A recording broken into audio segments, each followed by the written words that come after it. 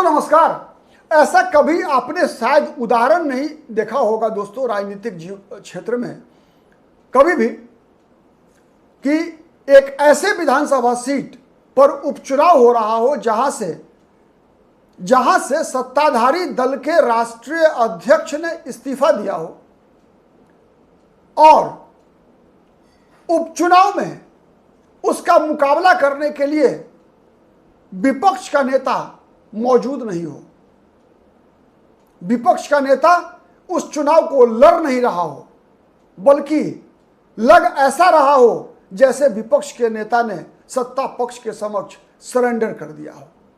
मैं बात कर रहा हूं बिहार की राजधानी पटना और पटना का हॉट सीट बांकीपुर विधानसभा सीट, जहां इन दिनों उपचुनाव चल रहा है। 30 जुलाई को मतदान होना है दोस्तों, 3 अगस्त को परिणाम निकल कर आएगा।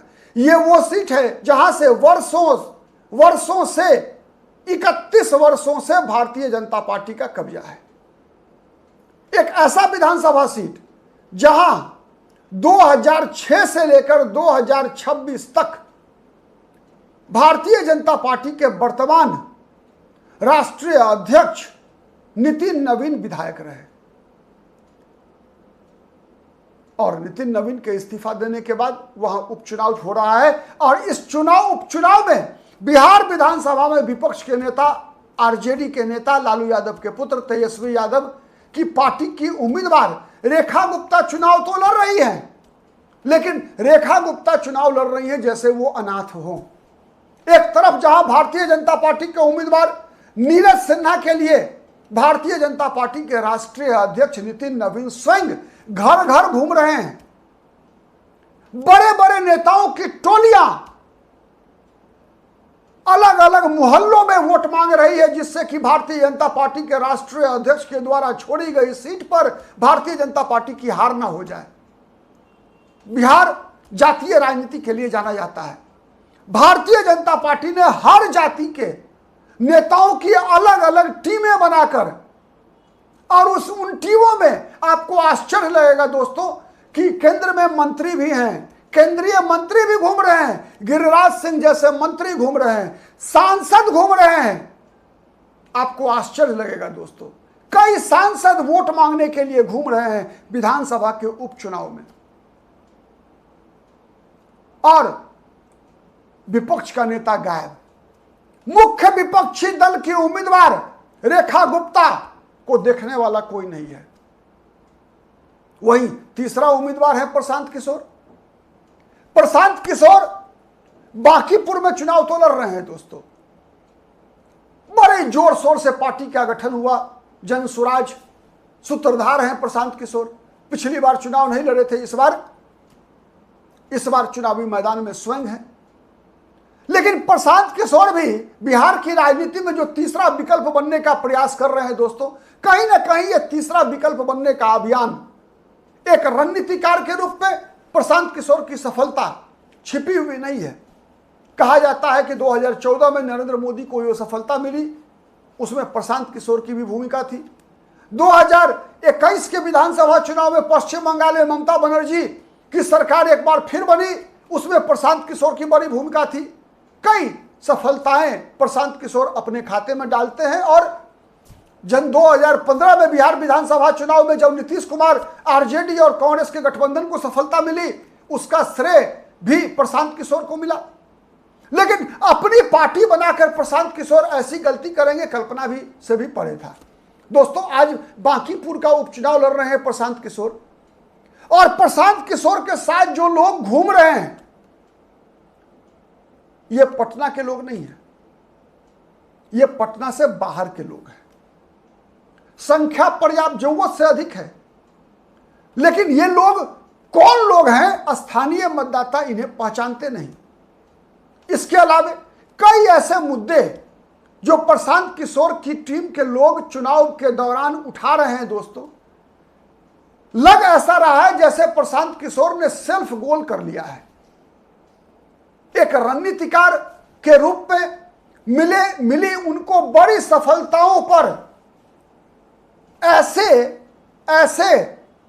ऐसी गलतियां कहीं ना कहीं बड़ा प्रश्न चिन्ह खड़ा करती है। जैसे प्रशांत किशोर की टोली भरत तिवारी हत्याकांड को मुद्दा बनाकर घूम रही है। दोस्तों, बांकीपुर विधानसभा क्षेत्र ऐसा है जहां पर कहा जाता है कि लगभग 4.25 लाख वोटर हैं और इन 4.25 लाख वोटरों में मैक्सिमम जो अनुमानित वोटिंग होना है वो होना है 40% का। अगर 40% को हम मान लें दोस्तों, लगभग 4.25 लाख में 40% लगभग कितना हो जाएगा? लगभग 1.5 लाख पोल होगा, यही होगा ना, लगभग 1.5 लाख पोलिंग होगा। और इन 1.5 लाख पोलिंग में अगर 40-45 हजार सवर्ण हैं ही यहां और 40-45 हजार सवर्णों में अगर 40% पोल करते हैं तो कितना पोलिंग होगा? 17-18 हजार। तो जिन मुद्दों पर प्रशांत किशोर चुनाव लड़ने का प्रयास कर रहे हैं कि सम्राट चौधरी की सरकार के दौरान जाति विशेष का इनकाउंटर किया गया, गलत इनकाउंटर किया गया, ऐसे मुद्दे क्या आपको नहीं लगता कि बैकफायर कर रहा है प्रशांत किशोर पर? और दूसरा सबसे बड़ी बात, उससे बड़ी बात है दोस्तों तेजस्वी यादव का सरेंडर करना। तेजस्वी यादव जब इस मुकाबले में नहीं है दोस्तों, तो इसका लाभ किसको हो रहा है ये समझिए आप। जब तेजस्वी यादव अपने उम्मीदवार के लिए चुनाव प्रचार नहीं कर रहे हैं, रेखा गुप्ता के लिए प्रचार नहीं कर रहे हैं, भारतीय जनता पार्टी के लिए मैंने कहा कि दर्जनों मंत्री, दर्जनों सांसद, 50 से अधिक विधायक, एमएलए, एमएलसी चुनाव अभियान चला रहे हैं। वहीं आरजेडी के पटना जिले के अंदर आने वाले विधायक भी आरजेडी के उम्मीदवार की मदद नहीं कर रहे हैं, बल्कि उल्टा सवाल खड़ा कर रहे हैं। भाई वीरेंद्र जो मनेर के विधायक हैं, कल ही उम्मीदवार के चयन पर सवाल खड़ा कर दिया। आरजेडी के 4 सांसद हैं लोकसभा में दोस्तों, उनमें एक सांसद है सुरेंद्र यादव, दबंग सांसद हैं, उन्होंने रेखा गुप्ता की उम्मीदवारी पर सवाल खड़ा कर दिया। यानी आरजेडी के भीतर ही बगावत के स्वर। तो दोस्तों, आरजेडी ने जो सरेंडर किया हुआ है, तेजस्वी यादव चुनाव अभियान से बाहर है, इसका लाभ किसको मिल रहा है आप सोचिए। आरजेडी का वोट बैंक क्या है? आरजेडी का वोट बैंक, जो मूल वोट बैंक है, जो बेस वोट बैंक है, वो है यादव और मुसलमानों का। यह बात तय है कि मुसलमान हंसकर या रोकर तेजस्वी यादव की पार्टी को ही वोट देंगे।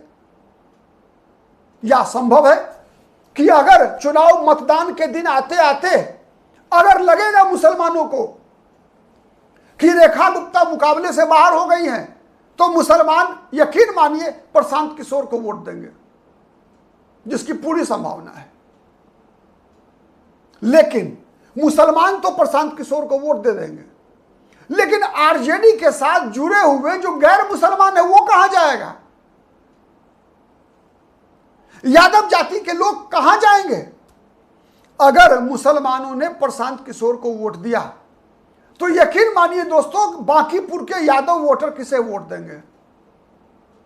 जब प्रशांत किशोर भरत तिवारी का मुद्दा उठाएंगे दोस्तों, तो बांकीपुर का ओबीसी, बांकीपुर का ईबीसी, दलित क्या सम्राट चौधरी को वोट नहीं देंगे?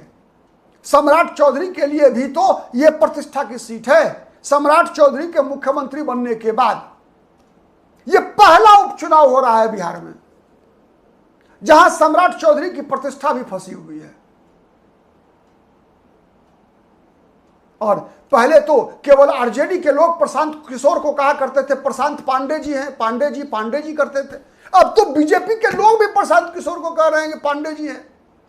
ये ब्राह्मणों को भड़का रहे हैं। एक तरफ बीजेपी प्रशांत किशोर पर ब्राह्मणों को भटकाने का आरोप लगा रही है, वहीं दूसरी तरफ ब्राह्मण वोटरों को बीजेपी के पाले में लाने के लिए बीजेपी ने सतीश चंद्र दुबे, जो कि केंद्र में मंत्री है, मंगल पांडे जैसे वरिष्ठ नेताओं को मैदान में उतार दिया है चुनाव प्रचार के लिए। तो दोस्तों, सीधा है, बिहार में जिस प्रकार की राजनीति है उसमें तेजस्वी यादव ने तो कंप्लीट सरेंडर कर दिया है। परिणाम आने के बाद ही जिस प्रकार से आरजेडी में परिवार के अंदर, लालू यादव के परिवार के अंदर जिस प्रकार से रोहिणी आचार्य ने सबसे पहला विद्रोह का बिगुल फूका, फिर राज्यसभा चुनाव के दौरान जिस प्रकार से हुआ, याद कीजिए नेता विधायक दल के चुनाव के दौरान किस प्रकार से तेजस्वी यादव का विरोध हुआ, जिस प्रकार से लगातार संजय यादव का विरोध हो रहा है। उसके बाद से लग तो ऐसा ही रहा है दोस्तों कि तेजस्वी यादव ने सरेंडर कर दिया है। बाकी पूर्व विधानसभा चुनाव के परिणाम के बारे में इससे ज्यादा इनपुट तो हो नहीं सकता।